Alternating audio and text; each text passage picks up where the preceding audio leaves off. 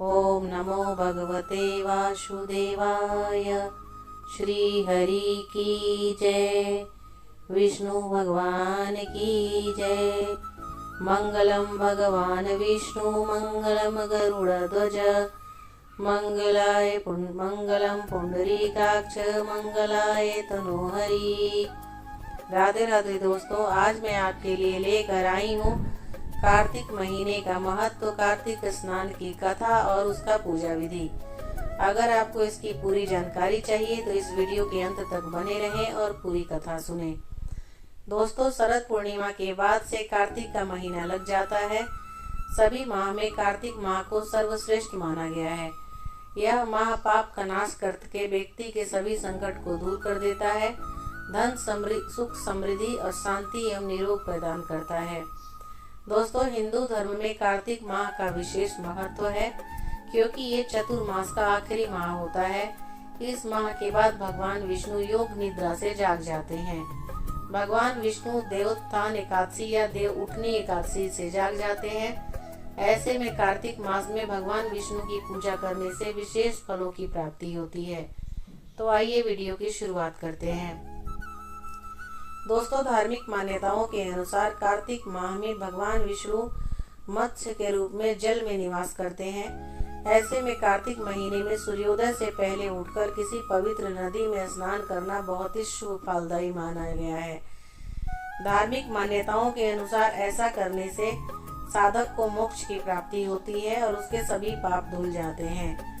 कार्तिक मास में दीप दान, तुलसी पूजा, भूमि पर सोना, दलहन की चीजों का त्याग करना, आत्म संयम और भोजन का संयम करना चाहिए।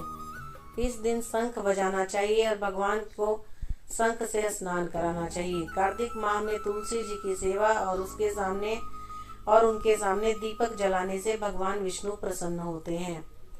एक पौराणिक कथा के अनुसार किसी गांव में एक बुढ़िया रहती थी और वह कार्तिक का व्रत रखा करती थी। उसके व्रत खोलने के समय कृष्ण भगवान आते और एक कटोरा खिचड़ी का रखकर चले जाते। बुढ़िया के पड़ोस में एक औरत रहती थी। वह हर रोज यह देखकर ईर्ष्या करती थी कि इसका कोई भी नहीं है, फिर भी इसे खाने के लिए खिचड़ी मिल ही जाती है। एक दिन कार्तिक महीने का स्नान करने बुढ़िया गंगा चली गई। पीछे से कृष्ण भगवान उसका खिचड़ी का पड़ोसन ने जब खिचड़ी का कटोरा रखा हुआ देखा और देखा कि बुढ़िया नहीं है, तब वह कटोरा उठाकर घर के पिछवाड़े फेंक आई। कार्तिक स्नान के बाद बुढ़िया घर आई तो उसे खिचड़ी का कटोरा नहीं मिला और वह भूखी ही रह गई। बार बार एक ही बात कहती कि कहाँ गई मेरी खिचड़ी और कहाँ गया मेरे खिचड़ी का कटोरा। दूसरी ओर पड़ोसन ने जहाँ खिचड़ी गिराई थी वहाँ एक पौधा उगा जिसमें 2 फूल खिले। एक बार राजा उस ओर से गुजर रहे थे तो उनकी नजर उन दोनों फूलों पर पड़ी और उन्हें तोड़कर वो घर ले गए। घर आने पर उन्होंने वह फूल रानी को दिए, जिन्हें सूंघने पर रानी गर्भवती हो गई। कुछ समय बाद रानी ने 2 पुत्रों को जन्म दिया।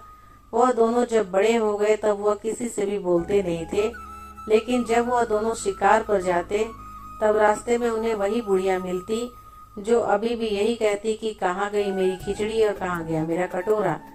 बुढ़िया की बात सुनकर वो दोनों कहते कि हम है तेरी खिचड़ी और हम है तेरा बेला।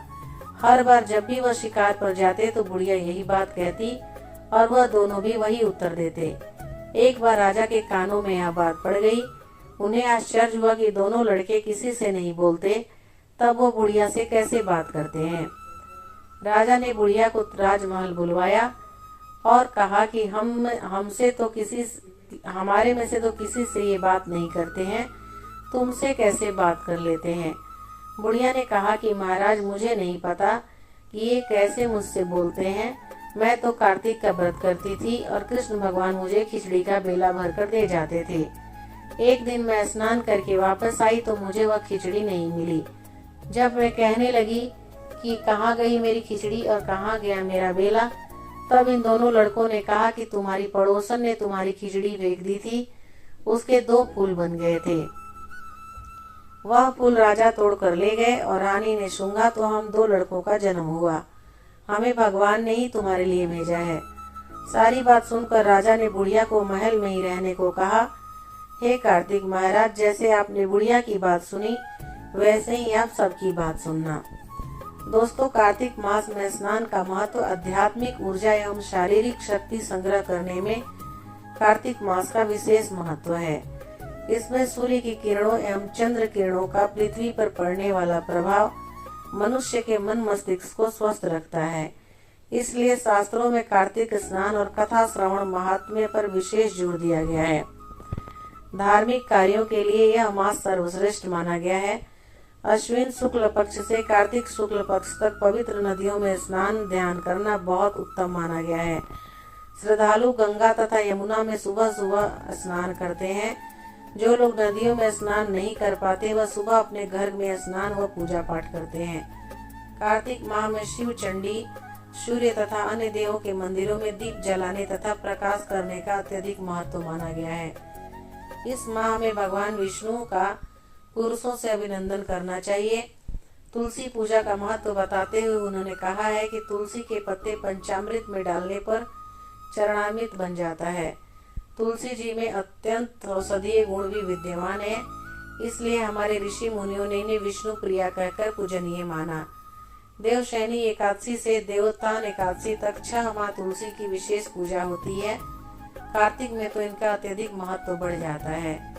इस माह में आप जितना दान तप व्रत रखेंगे आपके ऊपर उतना ही श्री हरि विष्णु की कृपा जरूर होगी, वह परम कृपा का भागीदार होगा। कार्तिक माह की षष्ठी को कार्तिकेय व्रत का अनुष्ठान किया जाता है। स्वामी कार्तिकेय इनके देवता हैं। इस दिन अपनी क्षमता अनुसार दान भी करना चाहिए। यह दान किसी भी जरूरतमंद व्यक्ति को दिया जा सकता है। कार्तिक माह में पुष्कर, कुरुक्षेत्र तथा वाराणसी तीर्थ स्थान दान के लिए अति महत्वपूर्ण माने गए हैं। कार्तिक माह में की गई पूजा व उपवास तीर्थ यात्रा के बराबर शुभ फल जितना होता है उतना ही आपको मिलता है। कार्तिक माह के महत्व के बारे में स्कंद पुराण, नारद पुराण, पद्य पुराण आदि प्राचीन ग्रंथों में देखने को मिलता है। कार्तिक माह में किए गए स्नान का फल 1 सहस्त्र बार किए गए गंगा स्नान के समान, 100 बार माघ स्नान के समान माना जाता है। माना जाता है कि जो फल कुंभ व प्रयाग में स्नान करने पर मिलता है उतना फल कार्तिक माह में किसी भी पवित्र नदी में स्नान करने से मिलता है। इस माह में अधिक से अधिक जप करना चाहिए और भोजन दिन में एक समय ही करना चाहिए। जो व्यक्ति कार्तिक के पवित्र माह के नियमों का पालन करता है वह वर्ष भर के सभी पापों से मुक्ति मिल लेता है। कार्तिक मास में दीप दान, इस दिन पवित्र नदियों में, मंदिरों में दीप दान करने का प्रावधान है। साथ ही आकाश में भी दीप छोड़े जाते हैं।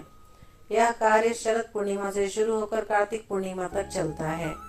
दीप दान के पीछे का सार यह है कि इसमें घर में धन आता है।